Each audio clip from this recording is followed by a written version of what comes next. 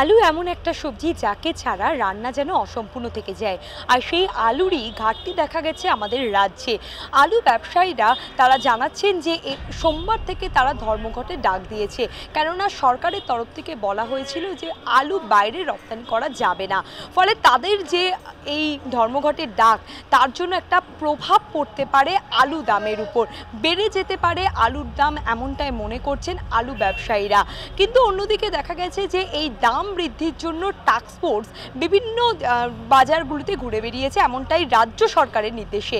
কিন্তু এক সপ্তাহ ঘোরার পর তাদেরও আর দেখা নেই বাজারে। কিন্তু কি বলছেন বাজারের ব্যবসায়ীরা, আলু ব্যবসায়ীরা, কথা বলে নেব। হ্যাঁ, প্রভাব তো একটু পড়বেই, কেননা বাইরে না গেলে তো জিনিসটা, বাইরে গেলে তো টানের পরিমাণটা কমে যাবে না, পরিমাণটা বেড়ে যাবে এখানে। তারপরে এমনিতেও আলুতে একটু আমাদের একটু এবছরে ঘাটতি আছে, স্টোরেজটা ফুল হয়নি। অন্য বাজারে যেমনি স্টোরেজটা ফুল হয়, এবারে সেভাবে হয়নি, চাষটা কিছুটা মার খেয়েছে, বৃষ্টিতে কিছু আলু নষ্ট হয়েছে।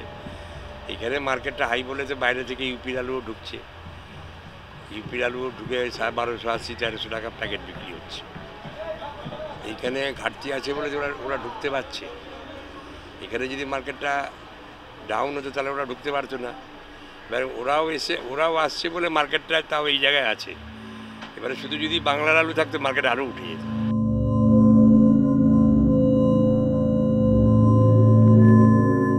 দাম বাড়বে না, আলু তো আগের থেকে ট্রান্সপোর্ট বাজারে ঢোকার পরে আলুর দাম কমেছে, আগে হয়েছে, এক সপ্তাহ আগে হয়েছে, তার কারণে আলুর দাম কমেছে, 50 টাকা হলেও প্যাকেটে কমেছে। এখন যেমন পাইকারি বিক্রি হচ্ছে আমাদের 1450 টাকা প্যাকেট। যেটা সরকার নিয়েছে, ওরা ধর্মঘট ডেকেছে, এবার সরকার তাদের সঙ্গে পদক্ষেপ নেবে, কি করবে না করবে, কেন হচ্ছে বাইরে যেতে দেবে না। এবার বাইরে না যাওয়ার বিভিন্ন কারণ আছে, এবার বাইরে যারা পাঠাচ্ছে তাদের তো ওখানে তাদের টাকা পয়সা আছে, অনেক কিছু যারা নিয়ে আসছে তাদের টাকা পয়সা বাকি আছে, বা হুট করে বন্ধ হয়ে গেলে তো ওদেরই খারাপ হবে। এবার যেটা সরকার পদক্ষেপ নেবে কী কারণে, এবার কিছুদিন হয়তো যদি আলু বন্ধই থাকে, আলু এমনি বাজারে ঘাটতি হবে, দাম বাড়বে।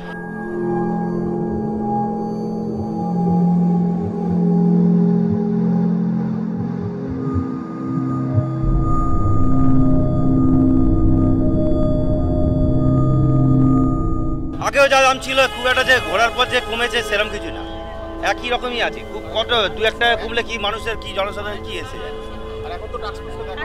এখন ট্রান্সপোর্ট কোথায় ঘুরেছে, কোন জায়গায় ঘুরেছে কাউকে আমি চোখে দেখিনি, অথবা বলছে ট্রান্সপোর্ট ঘুরেছে। দেখাতে হয় এটা একটা নামে একটা যে আমরা ঘুরছি, এই পর্যন্ত যেই কাছেই আছে। এই তো আমি তো পেঁয়াজ নিতে এসেই দেখতে পাচ্ছি।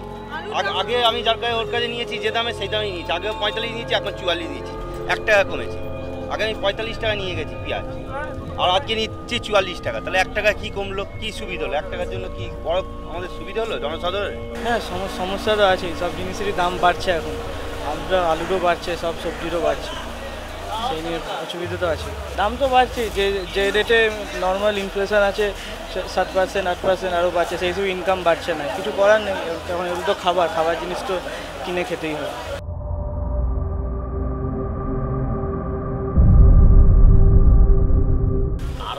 বলতে পারবো কারণটা এইটাই কি, আমাদের কোলে মার্কেট দিয়ে মাল আসে, ওইখান দিয়ে যা দাম আসে আমরা 1 টাকা 2 টাকা কেজির মধ্যে বাড়িয়ে বিক্রি। এবার কেন বেশি দাম আছে, এইটা তো যেখান দিয়ে আসছে 3 দিন দাম কমেছে, 10 টাকা 20 টাকা দিয়ে দাম কমেছে, আবার একবারে মানে 4 ডে মধ্যে ওই যা 30 টাকা 40 টাকা কমেছে একবারে 50 টাকা বাড়িয়ে। এবার তো আমাদের তো কিছু করার নেই। এবার আমাকে যেরকম আমি ওইখান থেকে আড়তদার দিয়ে মাল আনবো, সেরকম আমাকে 2 টাকা 3 টাকা বাড়িয়ে বিক্রি করতে হবে, নাতে আমাদের তো পোষাবে না। আমাদের খরচা আছে, প্লাস্টিক খরচা আছে, আবার লাইট খরচা আছে, এইটা দিয়ে আমরা 1 টাকা 2 টাকা 3 টাকা বাড়িয়ে বিক্রি করি। কেন আমাদের আড়তদার এখন দাম কন্টিনিউ 10 টাকা করে বাড়াচ্ছে পার ডে। একটা বস্তার মধ্যে 10 টাকা বাড়লে, তাহলে ধরো না ওইটা 10 টাকা বাড়লে কোনো মাইনে নেই, লেকিন ওইটা 3 দিন 4 দিন বাড়লে তাহলে 1 টাকা 2 টাকা বেড়ে যায়।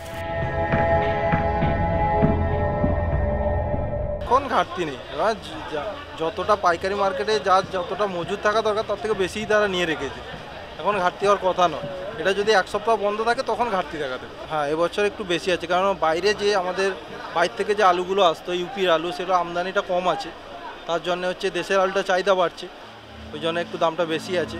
এবারে স্টোরে কতটা আলু মজুদ আছে না আছে ওটা হচ্ছে সরকার যদি স্টোরে ওখানে গিয়ে খোঁজ খবর করে যে কতটা আলু আমার মজুদ আছে না আছে, এটা দেখলেও আলুর দাম কমতেও পারে।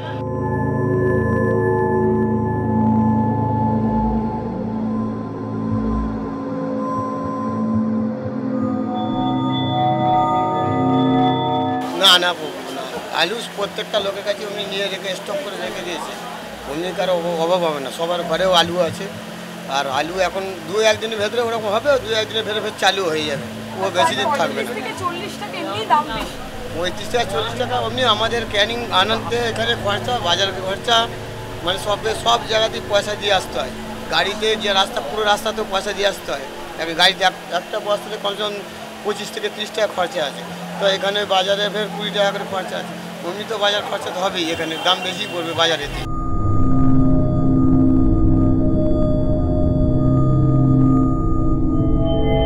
দেখুন, অ্যাকচুয়ালি চাষিরা যারা চাষ করেন তারা যদি দাম না পায় তখনই গিয়ে কিন্তু তারা ধর্মঘটটা রাখে বা যা স্ট্রাইকটা করে। কারণ তাদেরও ব্যাপার থাকে যে আমরা যেই পরিমাণ ইনভেস্ট করে আমরা চাষাবাস করছি, থার্ড পার্টির আন্ডারে 2-3 হাত হয়ে যখন আলুটা বাজারে আসে তারা সেই পরিমাণ টাকাটা পায় না, কিন্তু সেই ক্ষেত্রে কিন্তু দাম বাড়ে। আর আপনি যে বলছেন যে আলু 35 টাকা, আলু তো একরকম নয়, আলু 6 প্রকার আলু আছে, 6টা আলু 6 রকম দাম থাকে। এখন নর্মালি আমরা যখন জ্যোতি বিক্রি করছি, জ্যোতি আমরা এখানে 35 টাকা কিলো এখন বিক্রি করছি। আপনার হিমাঙ্গি আছে, চন্দ্রমুখী আছে, জ্যোতি আছে, S1 আছে, S6 আছে, এতগুলো আলু আছে। আর এর মধ্যে হিমাঙ্গি বা আপনার S6 বা চন্দ্রমুখী, তিনটে যদি আপনার সামনে ফেলে দেওয়া হয়, অরিজিনাল চন্দ্রমুখী কোন সেটা আপনি নিজে বুঝতে পারবেন না। চন্দ্রমুখী আপনার 40 টাকা 42 টাকা করে যাচ্ছে, বেশি না। আপনি এখানে বাঘাযতীন বা যাদবপুর চলে যান, ওখানে 42 টাকা কিলো চন্দ্রমুখী, যদি ওখানে 36 টাকা 35 টাকা ওখানে সেম। চলতি বছরের আলুর ঘাটতি রয়েছে আমাদের রাজ্যে, এমনটাই জানাচ্ছেন ব্যবসায়ীরা। তারা বলছেন যে আলুর দাম এখন প্রায় 35 থেকে 40 টাকা। বাইরের আলু আসছে বলে তাও এই দামের মধ্যে সীমাবদ্ধ রয়েছে, কিন্তু বাইরে থেকে যদি আলু না আসে আরও দাম বৃদ্ধি পাবে। ফলে চিন্তায় সাধারণ মানুষ, তারা কি করবে, কারণ আলু সব সবজিতেই লাগে। ক্যামেরায় রানার সঙ্গে ব্যুরো রিপোর্ট, এস নিউজ।